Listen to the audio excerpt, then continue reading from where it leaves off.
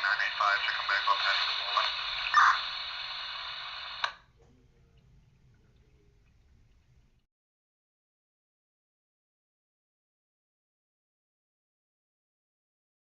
Who taught you to hate the texture of your hair? Who taught you to hate the color of your skin to such extent that you bleach to get like the white man? Who taught you to hate the shape of your nose and the shape of your lips? Who taught you to hate yourself from the top of your head to the soles of your feet? I love people as I meet them one by one. People are just wonderful as individuals. You see the whole... My great aspiration, my greatest ambition is to be so good.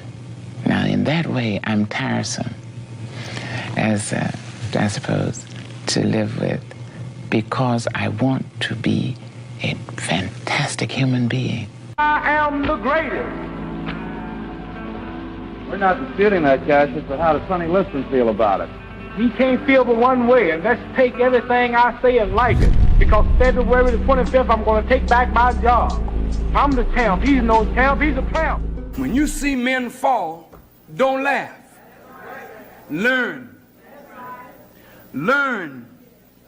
Because you're on your way up. And the things that tempt people to fall, you and I are not free from that temptation.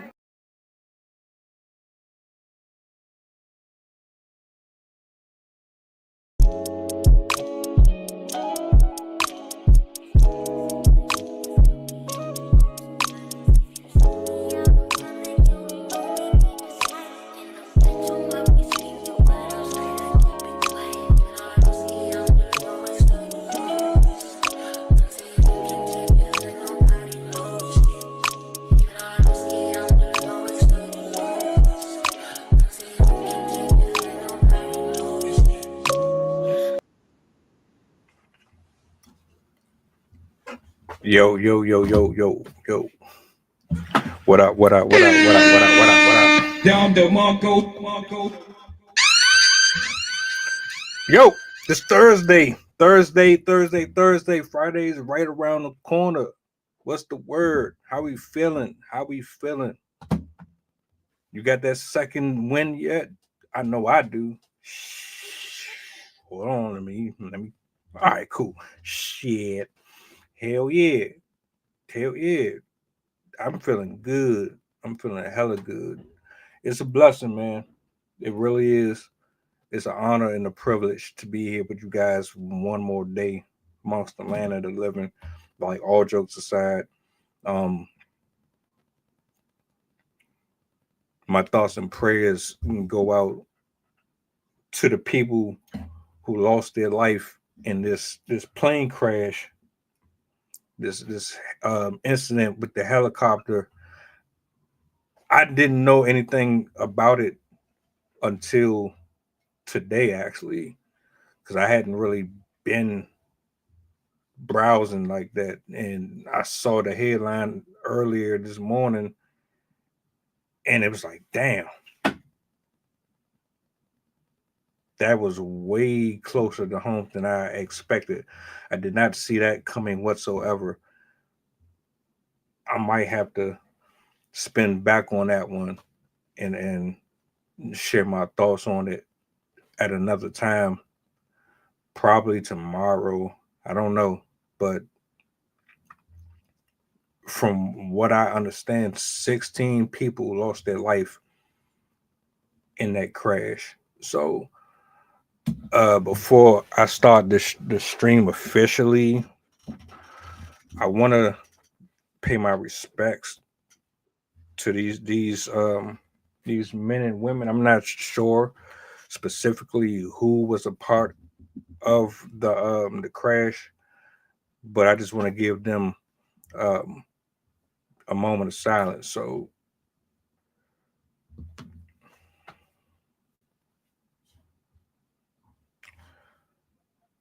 hold on.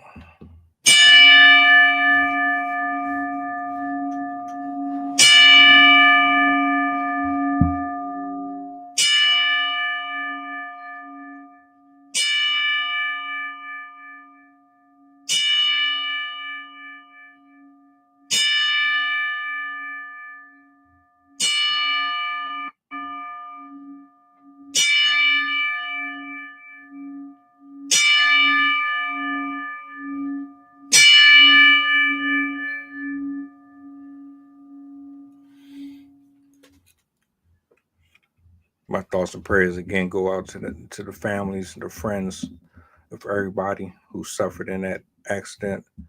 Uh, we got a good show for y'all tonight. This is for people who might not really know what um, red herrings is, or really understand what coping is. So it's two parts. I chose these specifically because I knew that the man for the job was going to be able to handle this one. And I might have my input. I don't know as much as this brother might know about this, but this is good for people who has a very hard time with accepting things that they can't change, or you know, we're gonna talk about it. I got Jason in the building. I'm bringing him up now. Do me a solid. Make sure y'all show some love and some support to him, his platform, and everything that he has going on. Jason, what's going on, sir? Hello, hello. What's the word? What's the word? Oh, it's progress, moving forward, always moving forward. That is the word. Hold on to that with dear life. No You joke. brought, yeah. Um, I don't believe we've ever spoke about coping before, but you have brought up red herring before. Mhm. Uh, so I wanted to touch on both of these.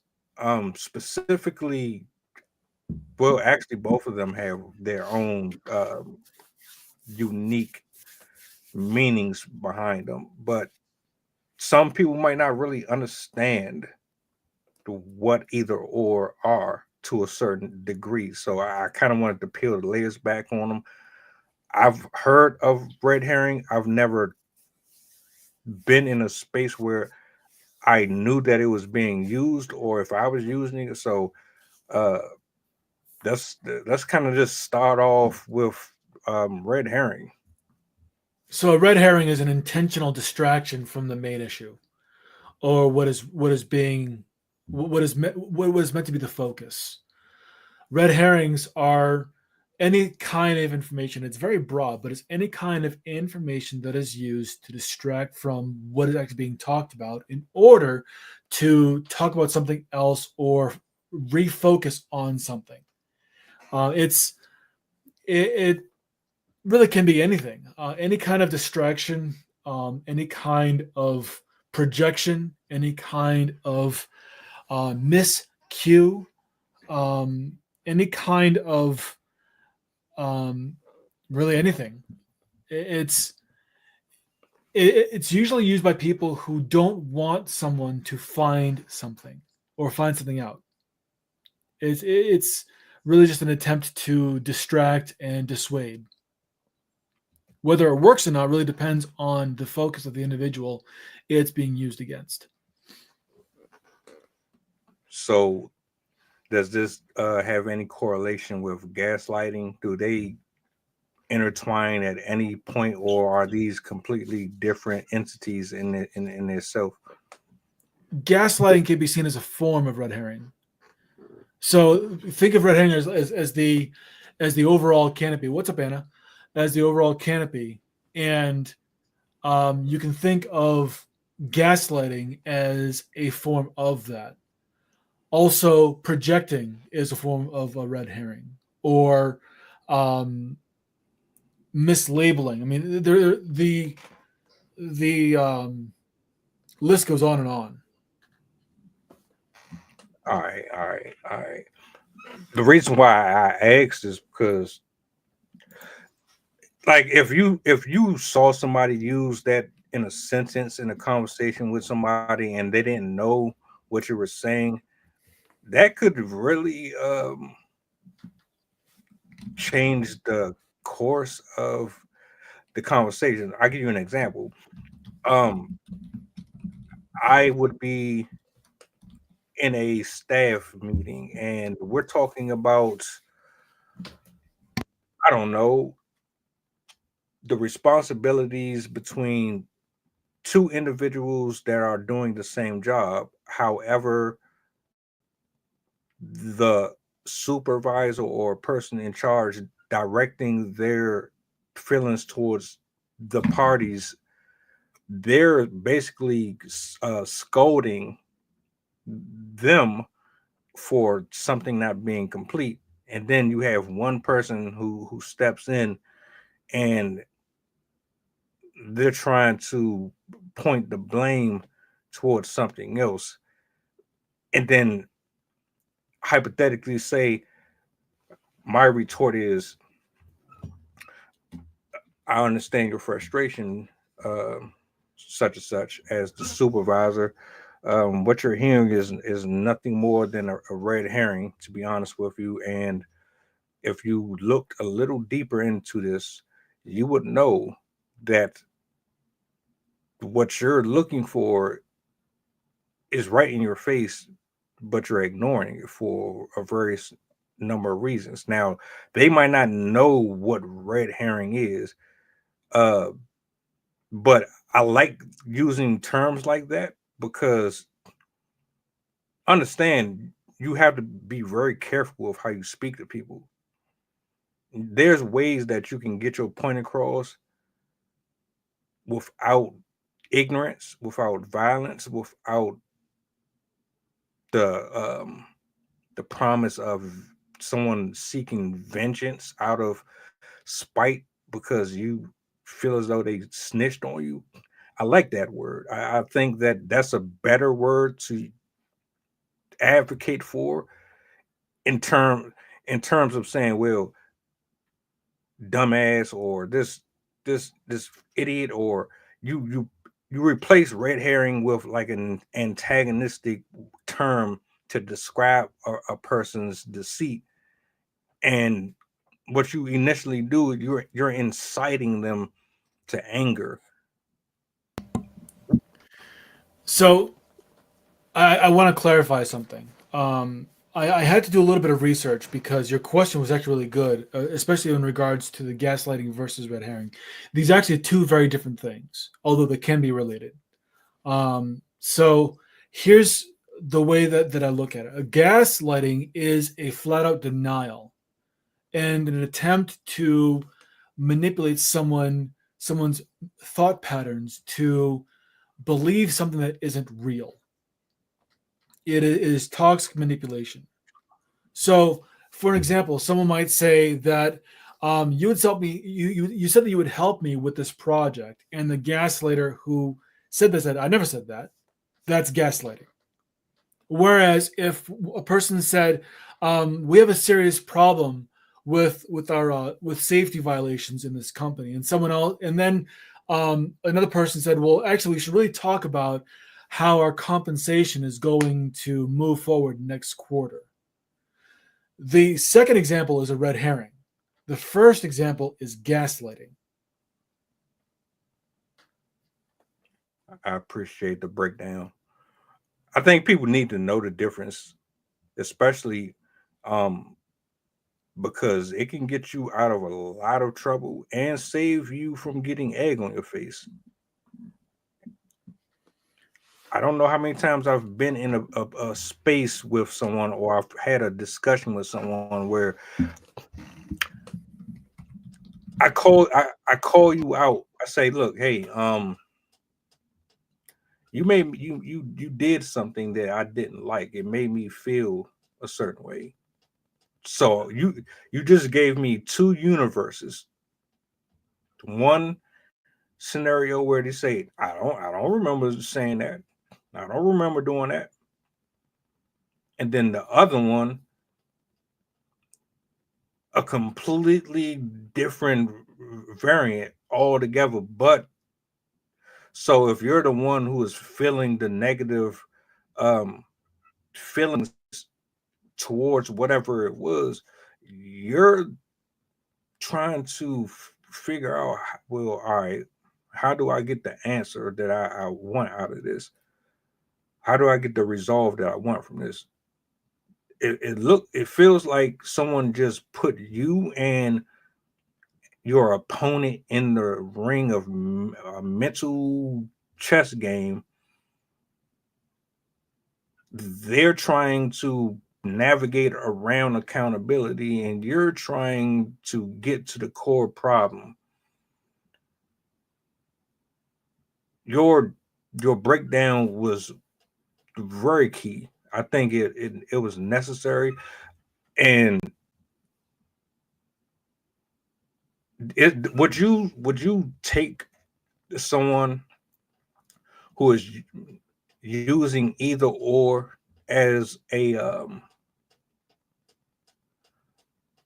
negative mark on your relationship with them? Gaslighting, absolutely. Red herrings, I don't know. I would need to do some more digging. If they're combined, run. Like if your gaslighting contains a red herring. So, for instance, if someone said you said you would help me with this project, it's like, I never said that. I think the real issue is the fact that you don't feel recognized. So there we have a complex denial. We have gaslighting with a red herring, where they're using gaslighting to say that didn't happen, plus a red herring to try and divert them from the issue. Someone who does that, they have studied manipulation and they know how to use all the tricks in the bag. And that's someone you have to be very wary of. Someone who uses a red herring, it could be that they're more concerned with something than you are, and so they're using that diversionary tactic as a way to hijack the conversation to talk about something else. Not necessarily a red flag. Gaslighting always is. Gaslighting is abuse, as far as I'm concerned. It is toxic manipulation, and anything that's used in conjunction with gaslighting by its measure is also abusive. But red herrings on their own merit, not necessarily. It all depends on the context, how it's being used, and what the intent is.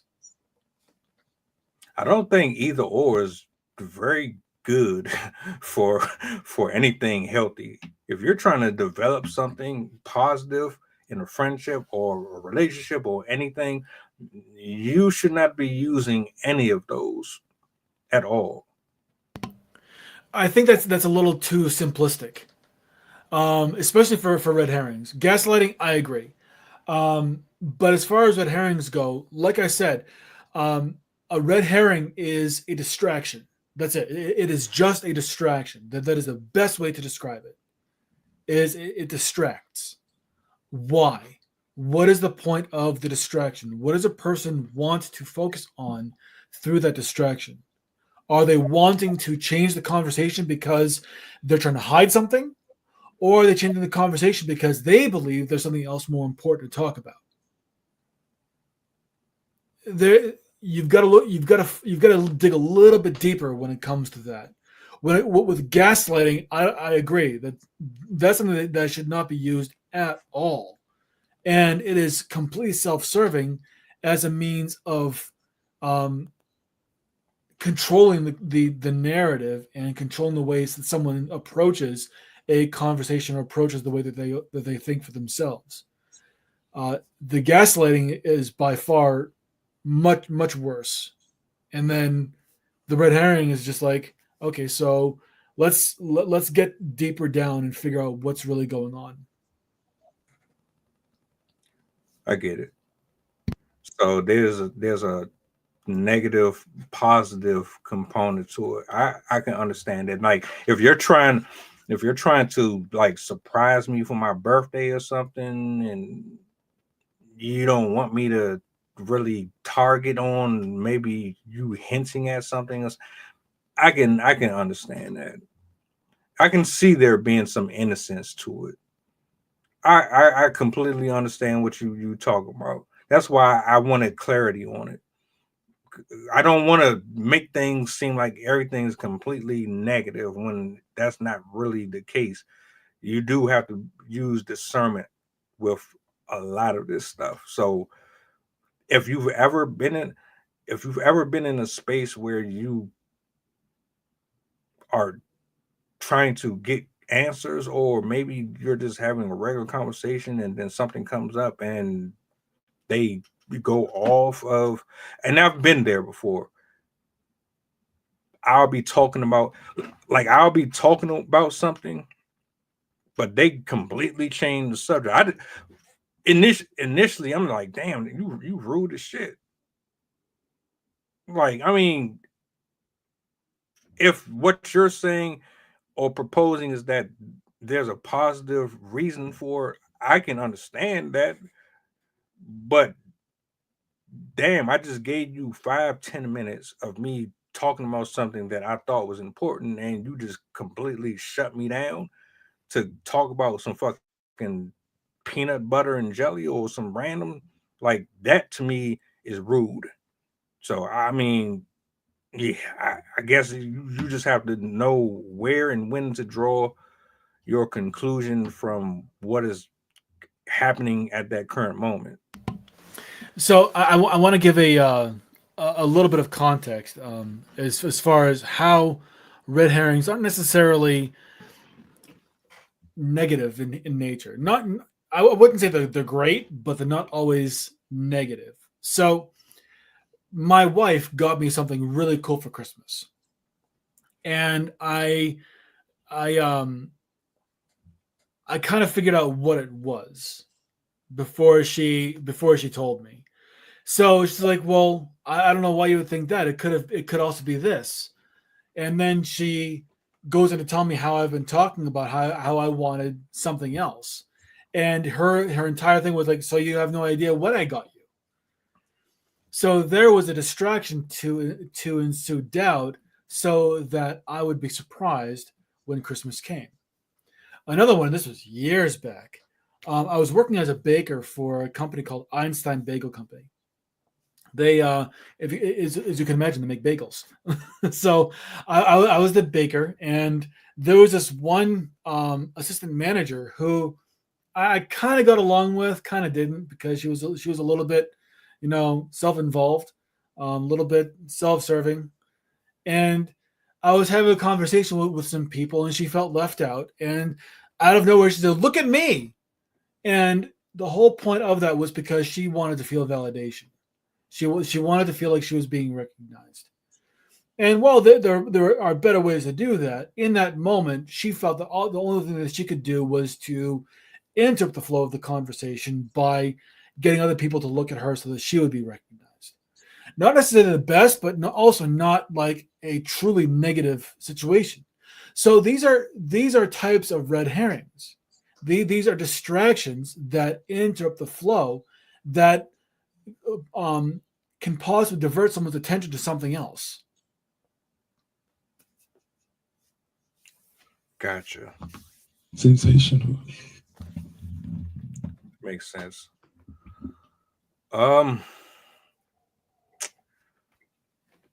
Before we segue into the next one, because I really want to go there, because a lot of people do this.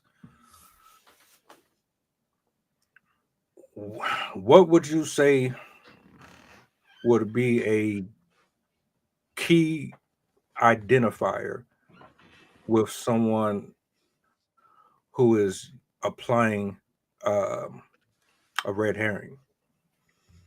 Well, first you have to be aware of it, and that requires having a certain amount of control over the flow, the plan that you have for the conversation. Having a goal in mind is the first part. When someone does or says something that interrupts that flow, it's not always recognizable, but when you can recognize it, the next thing you want to do is address it.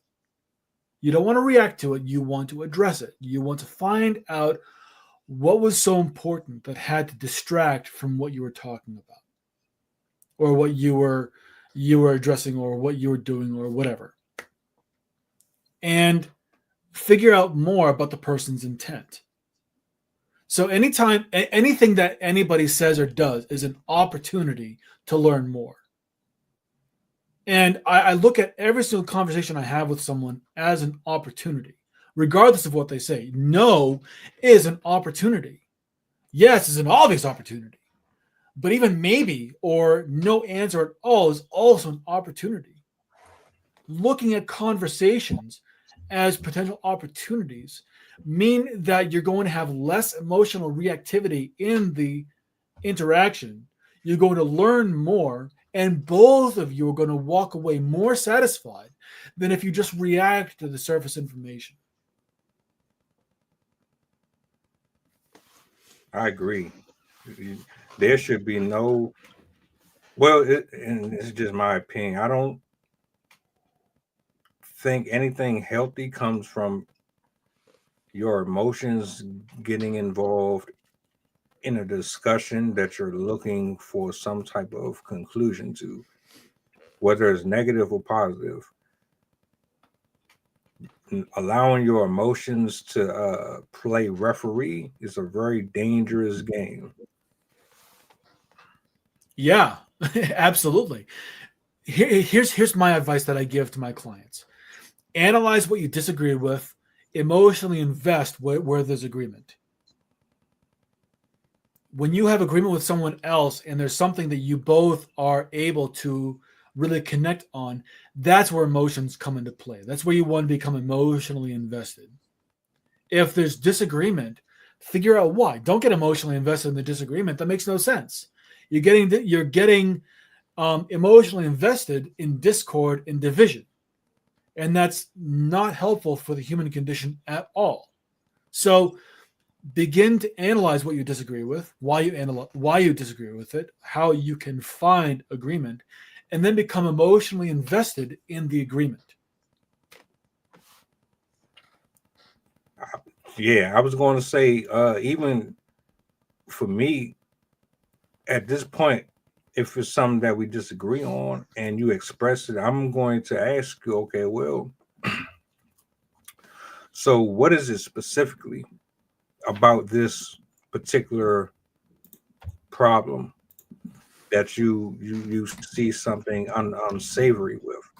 I want to understand what it is, because you're seeing something that I'm not seeing. So maybe instead of me like challenging the issue, I can actually inquire about what the issue is.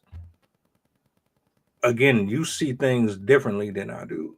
So what impacts you might not impact me the same way. That's why I need to slow down and really understand what this is first. Just going head first into it and then responding, nah. But I won't go to the other half, the part where I continuously see people do this coping. I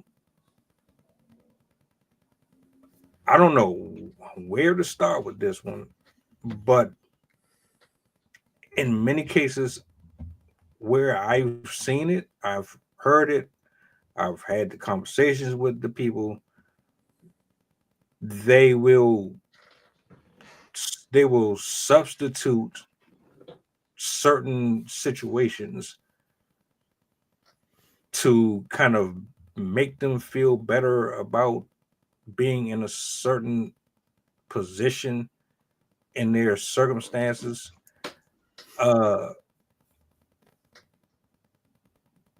Almost kind of like rationalizing you being in bullshit, or rationalizing that you settled, or whatever the case may be. What is coping to you? What does it look like? Why is it a thing? I want to go there. Okay. So first of all, let me state that not it isn't that many people cope. Everyone copes. Coping is a survival mechanism that everyone at some point or another is going to exercise. And the reason why they're exercising coping is because there is something that is missing. They are trying to comfort themselves over either the loss, the challenge, or the thing that is causing them some sort of dis-ease, which is the lack of ease. So everyone at some point is going to be coping. The level of coping mechanism someone uses has to do with how they understand their world in that moment at that time. So children and adults both cope in very similar ways. In fact, I like to consider adults just big kids. They're overgrown children because the things that they've learned as children, they still exercise as adults because they work. Coping mechanisms work. They work for the most part because, again, they allow people to soothe themselves, self-soothing.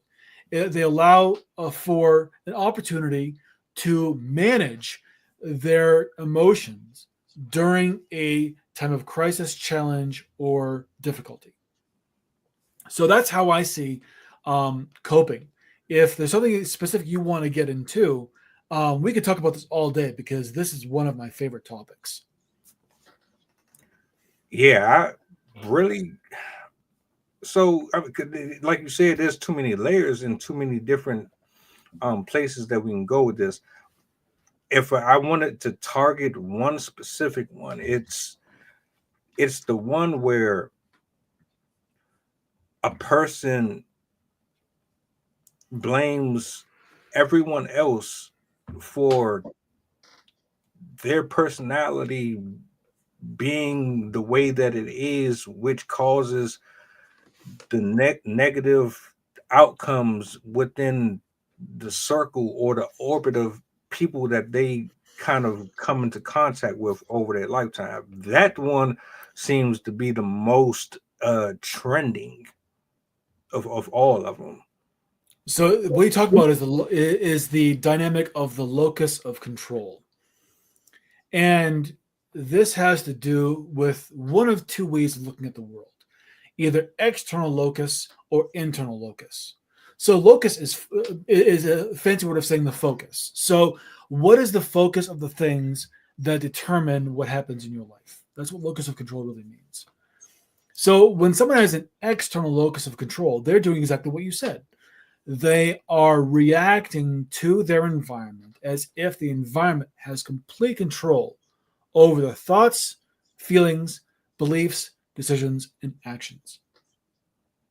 And someone with an internal locus of control is going to be the exact opposite. They're going to see themselves as being the agency of their thoughts, their feelings, their beliefs, their decisions, and their actions.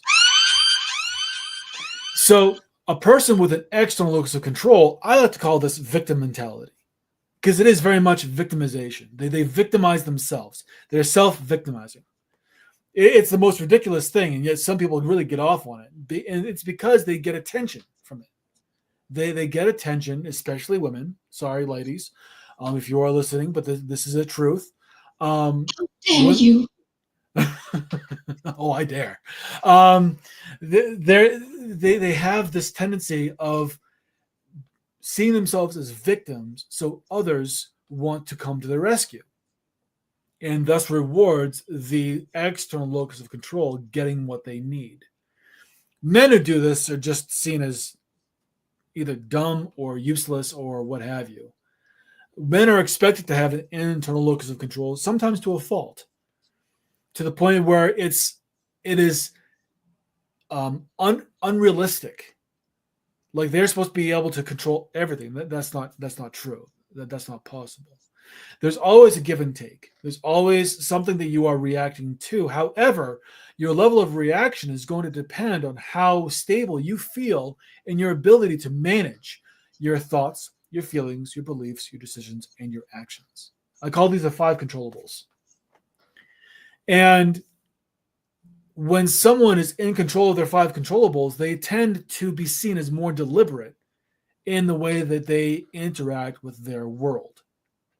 So the circumstances that they experience, the people that they have in their life, even the quality of their job, really is dependent on how in control of your 5 controllables that you are.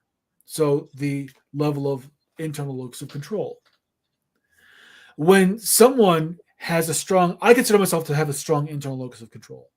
I really don't give a shit about what other people think or do, because I'm going to do what I got to do. I know what the goal is.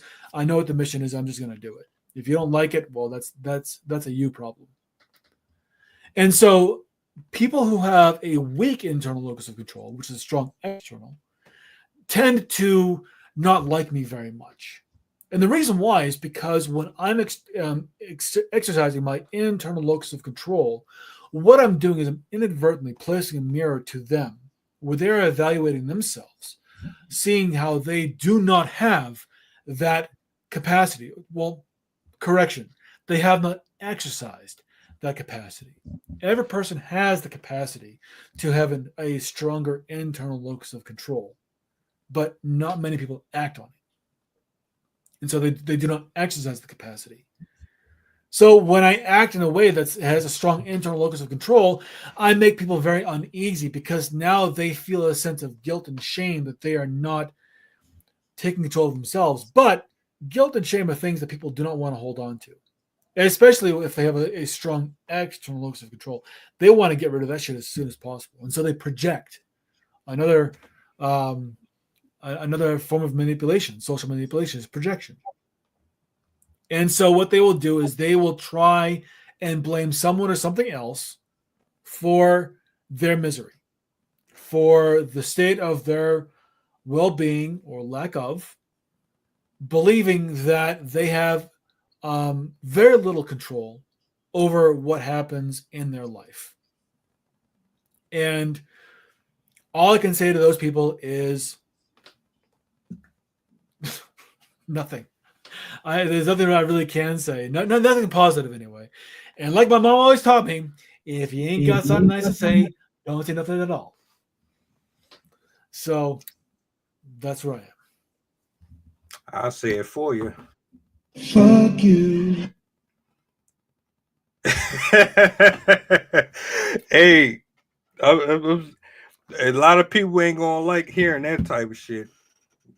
Holding that mirror up to a person's face when you move and operate like an adult, like an acting adult, is it hit different when you ain't got a whole bunch of turmoil and you feel incomplete within yourself and you see somebody else. I always wondered if I was weird or if there was something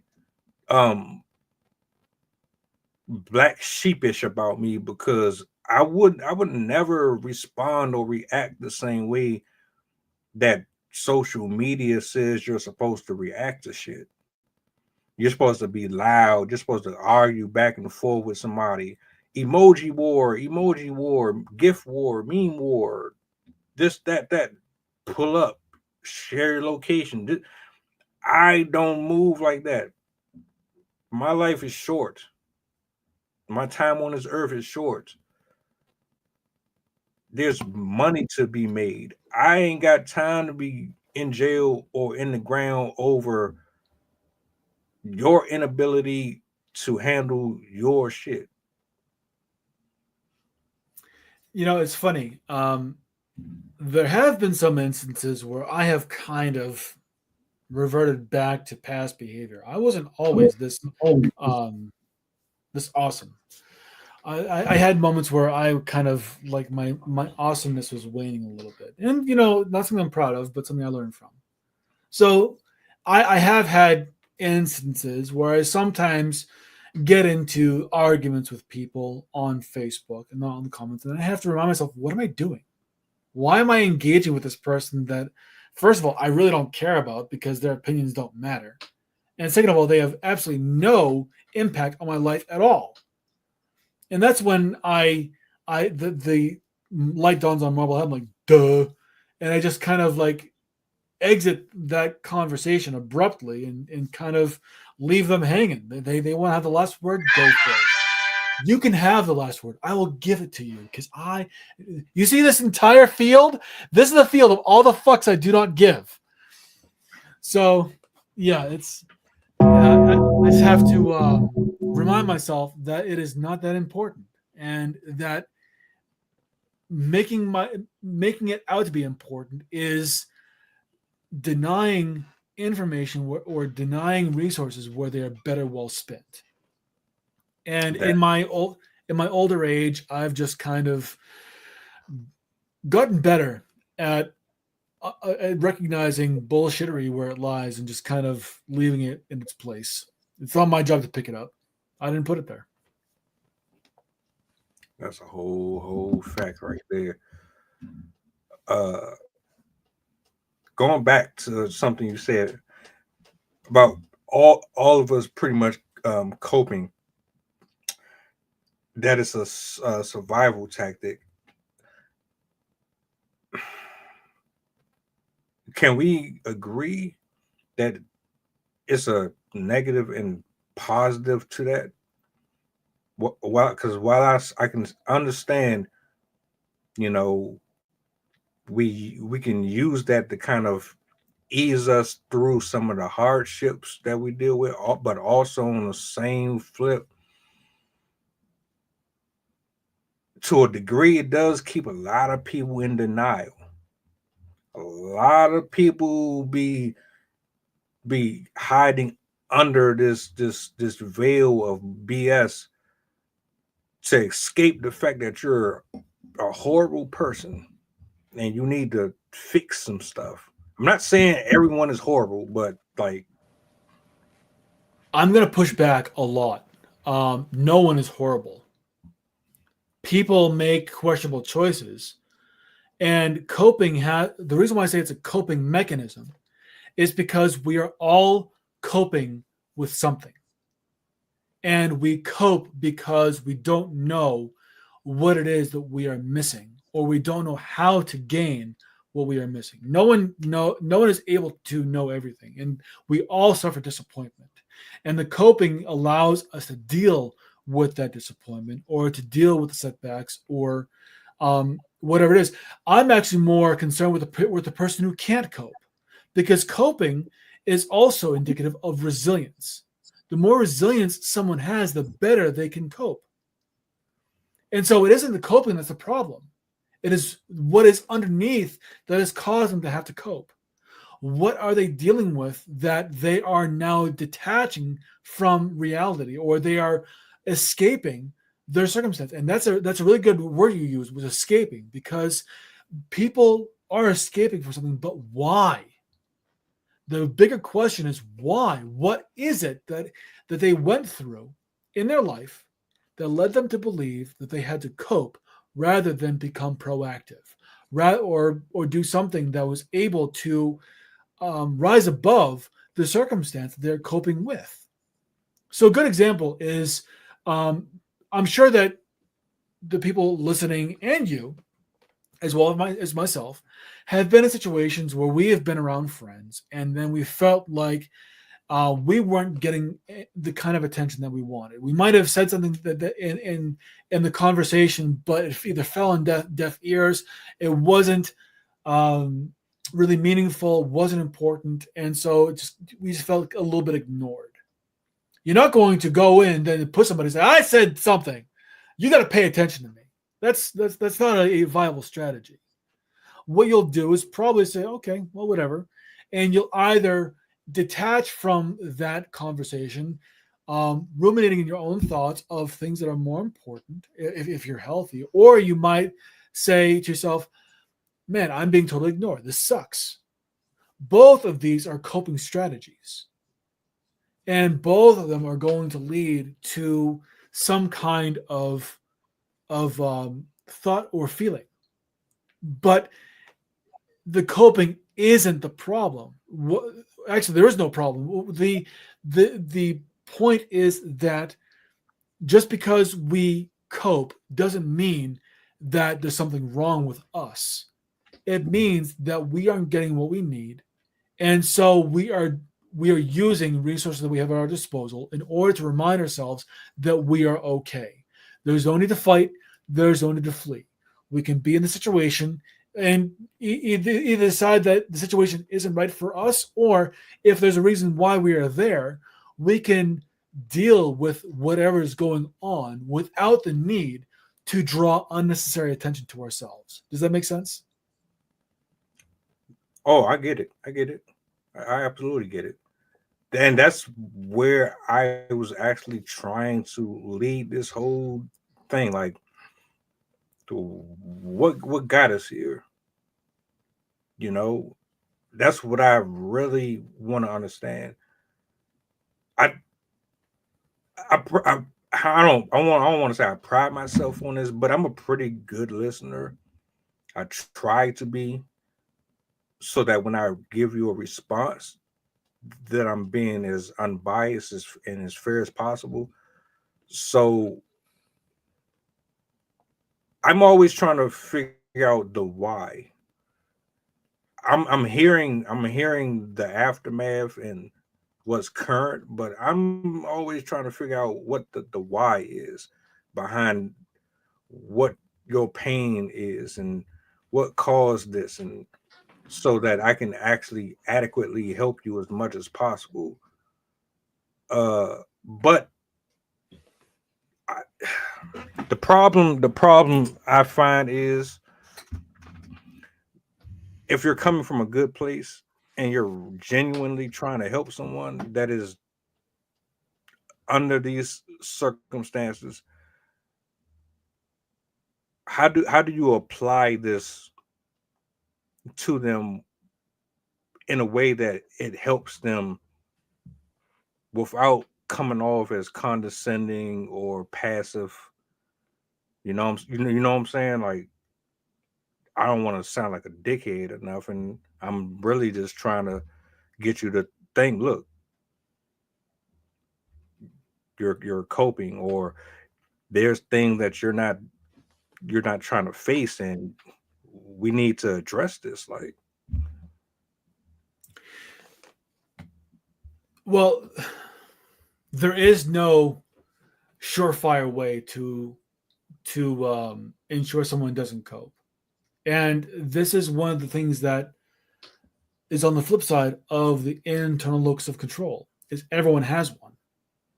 And everyone can decide how they're going to apply it to their lives, if they are at all. So let's say that you're talking to someone who is down on their luck and they're just beating themselves up, or they are believing that there's something better that they could be doing, but they don't know what, and they just are dealing with it day in and day out. Let's say that they work at a job that they hate, but they can't see any other way.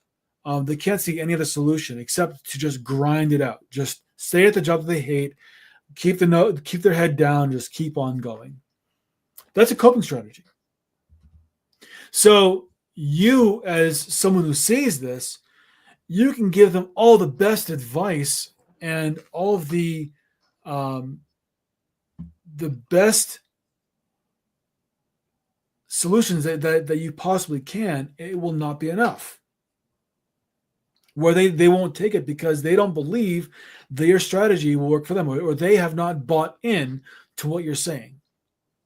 So when it comes to giving advice, I tend to, if I'm going to give advice to someone that I don't know, I'm going to give it in the spirit of, they may use it, they may not, but that's not my responsibility. I've got information. If they want it, great. If they use it, whatever. If they don't, whatever. It's not my problem. When it comes to someone that trusts me, that I have built a relationship with, and I can point some things out, and I know that they're going to take it to heart, and they're probably going to do something with it, I will invest even more. I will give them ways in which they can apply that. But again, I still have to maintain the dispassionate view that either they will do it or they won't. And in either case, it is not my problem. It is not something that I am having to deal with. It's not my job to ensure that they do the thing that I am suggesting that they do, because they are their own individuals. And so it's about being able to give of advice and still understand that whatever you give needs to be given freely without expectation, because the expectations will kill you every time. Yeah, I learned the hard way. It's only but so much you can say to a person, especially someone who's not ready to hear it anyway. I was just curious, you know. It's funny when I hear people say I learned the hard way. What that usually means is that they felt burned by the fact that someone didn't take their advice, and so now they decide not to give advice anymore. Because they feel like it is not worth their time because someone else isn't going to do what they say that they're going to do. And I'm like, really? That's what you took from that?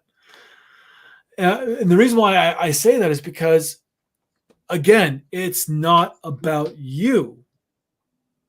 Whether they take the advice or not, if you have something to offer, don't hide it under a bushel. Don't hide your light simply because someone isn't going to do anything with it. Shine that shit because you have something to offer.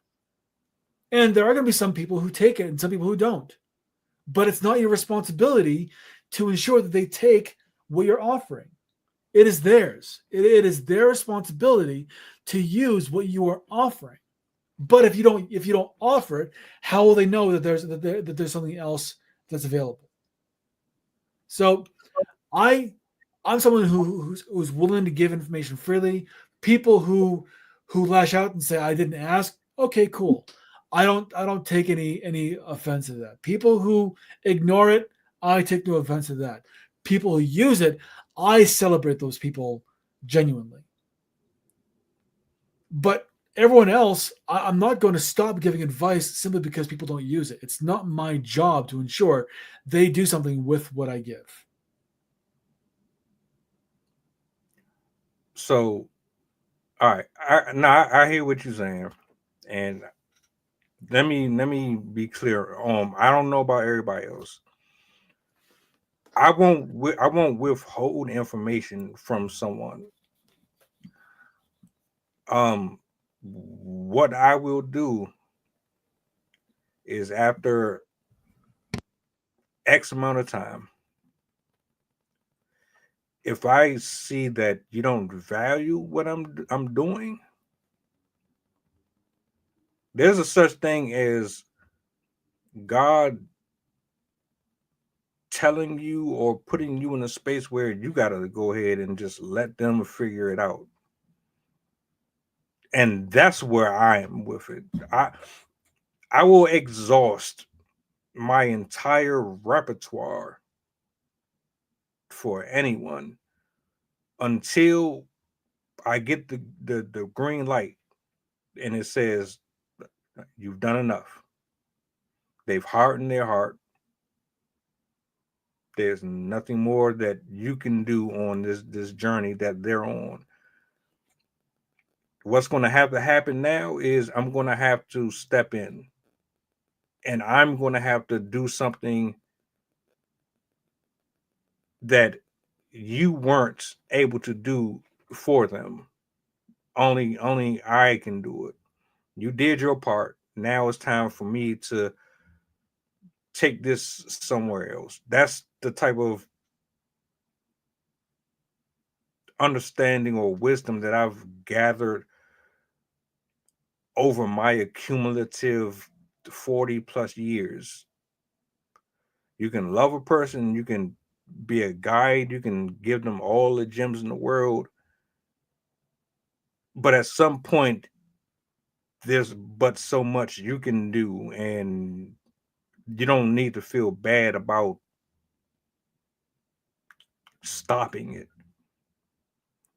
Like you growing a flower or a plant, and one of the leaves and one of the branches is starting to turn yellow and die off. You got to prune it, because if you don't, it's going to end up killing and poisoning the rest of the plant. It's no different.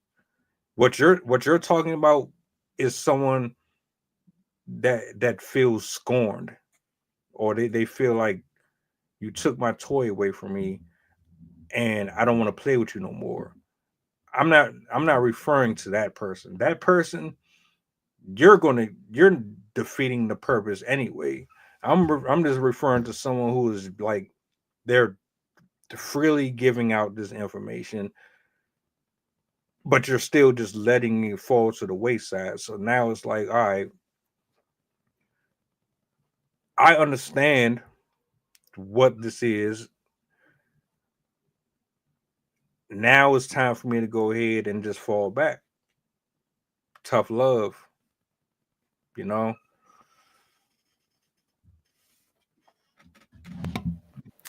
So I totally get what you're saying, and it seems like you and I are more aligned than not, because, like I said, I'm more than happy to provide information and provide advice.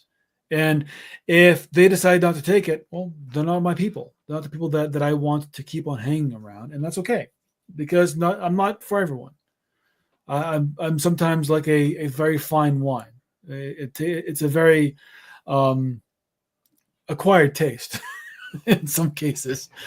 But when I do find people who I do interact with well, they find value in what I have to offer, and I'm more than willing to keep on offering, because I know that it's going to help them. I know this because what I offer them are things that I have done my own self that have really helped me, lessons that I've gleaned from my own life, of either problems that I've encountered because I haven't followed that advice, or ways in which my life has been rewarded because I have. Greg, as far as this comment goes, of people steadily bleeding you because they know that you can't pull away from who you are, this is more of a fear, I think. What you're experiencing is a fear of either letting someone down, or a fear of being seen as someone who is not either has worth, or any kind of esteem. It's based on fear that if you stop being who you are, that they're going to scorn you.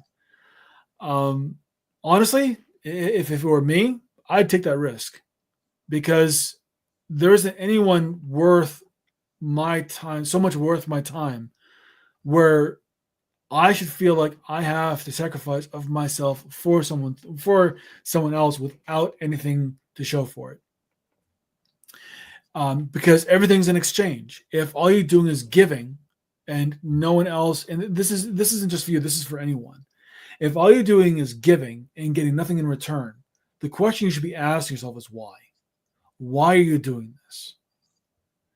For your kids, I can understand to a point.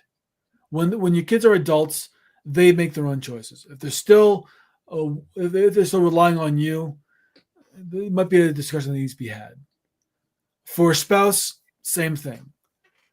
For other people in your life who rely on you for something, but they don't give you anything in return, I would seriously take a hard look at these people and find out.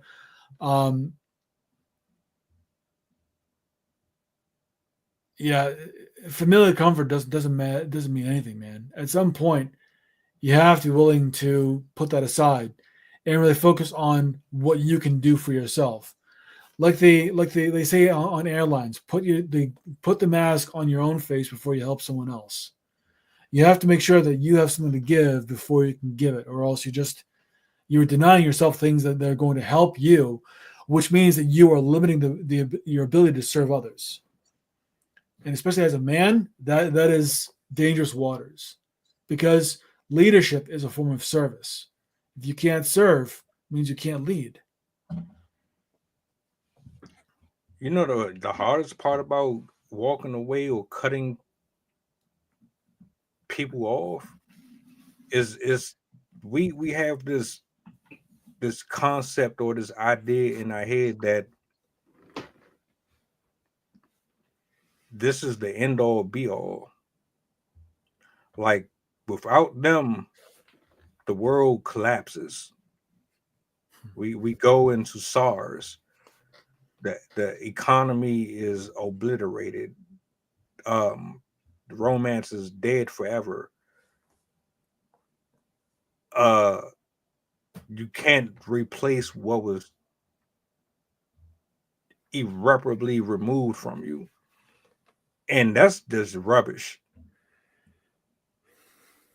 We get familiar or we get attached, assuming that what we're attached to is actually for us, when that isn't necessarily always the case. Some things are just for a season. It could be family, especially family. It could be family or friends. It could be the love of your life. It might not even, technically, it's not really the love of your life if you have to put yourself in a space where you have to walk away and make that type of decision.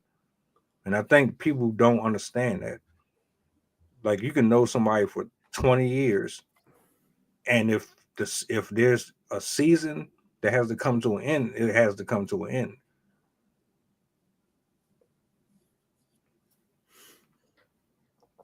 And one of the greatest ways of understanding this is to become absent for a little while. So I can remember when I would go either for training or away with the military or business trips or what have you. If my family can't operate without me there, there's something wrong. Because if they're just relying on me to be the answer for everything, they're denying themselves the ability to rise to the occasion to solve their own problems. It's not my job to ensure that every problem gets solved. That's not why I'm here. My job is to provide a role, yes, but that role is not as a savior. My role is as one of just another human being who is providing some value and also expecting some value in return. And it has to be that way. It absolutely has to. Anyone who says, well, it's not that way, it's usually because either they're giving too much and they're afraid of turning off the tap, or they are benefiting from that and refuse to admit the fact that they are living on the largesse of someone else.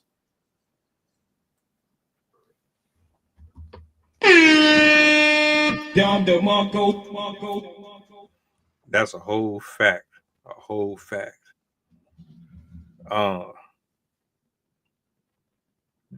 That never works. That never works. You don't drive a car without a steering wheel. You're sure as hell not going to drive a car without the brakes, but only the gas. Everything has a role. And if it's not cohesive and it's one-sided, why do you feel bad? What's to feel bad for? So you're the gas pedal and the brake pedal? Is that what's happening? Are you steering with one leg and then using the other leg to open the door and let people in? Are you a gymnast? Are you just that flexible that you can do everything that the car is designed for? This is why I don't like the whole gaslighting thing, and when people try to make you feel bad for them not pulling their weight, because you end up having folks feel guilty for something that they shouldn't feel guilty for. The only thing that you should feel guilty for is not cutting ties when you needed to, because your time is just as important and is just as valuable as theirs. Fuck what they talking about.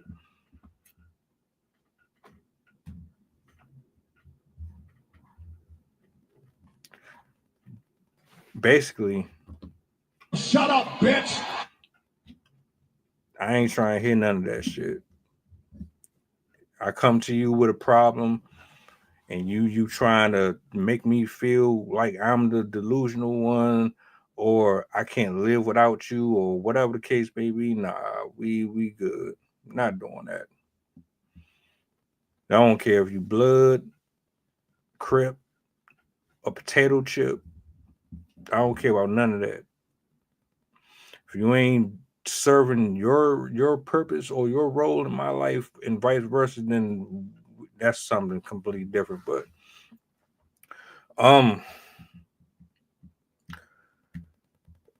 any final words on the red herring or coping? Any thoughts? Anything you want to leave with the audience?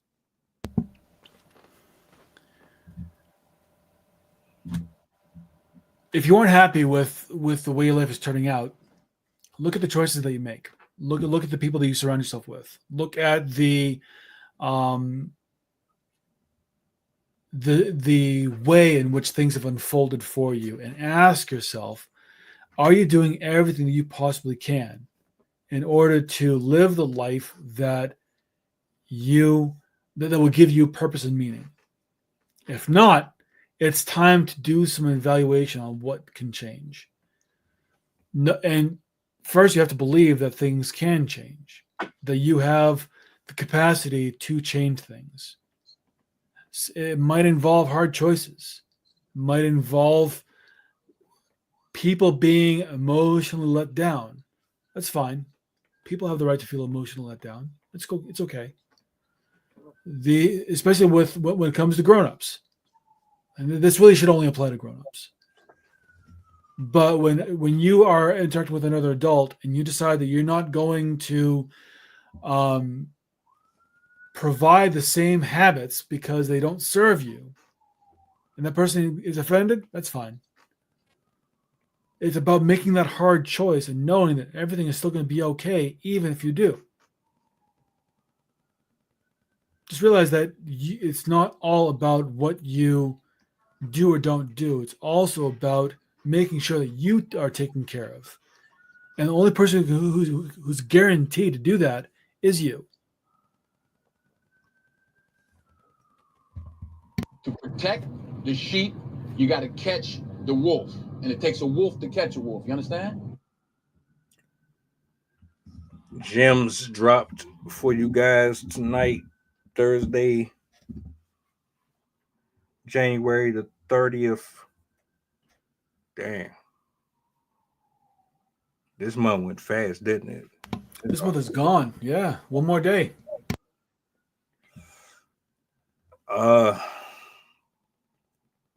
Appreciate you, bro, for tapping in with us. Shout out to Anna. Shout out to Greg. Shout out to everybody that's watching. Tomorrow is the virtual open mic. We are back live. I'm looking forward to this one. Make sure y'all tap in with us. We about to get up out of here, but I hope y'all enjoy the rest of your evening. Drive safe. Hopefully we tap in with each other this weekend. You know, I'm going to be on the helmets. Outside of that, man, like, share, subscribe to the channel. Do me a favor. Push the goddamn button. Push the goddamn button. And Cut it out. see y'all.